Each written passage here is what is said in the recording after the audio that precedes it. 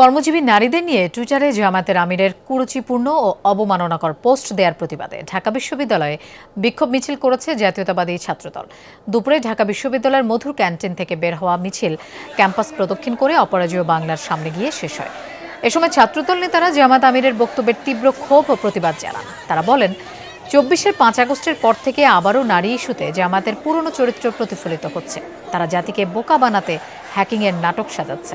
নেতারা বলেন, দেশের অর্ধেক শক্তি যখন নারী, যারা দেশকে এগিয়ে নিয়ে যাওয়ার চেষ্টা করছে তাদের অবমাননা করেছেন জামায়াত আমির। এ ঘটনার তীব্র নিন্দা জানায় ছাত্রদল।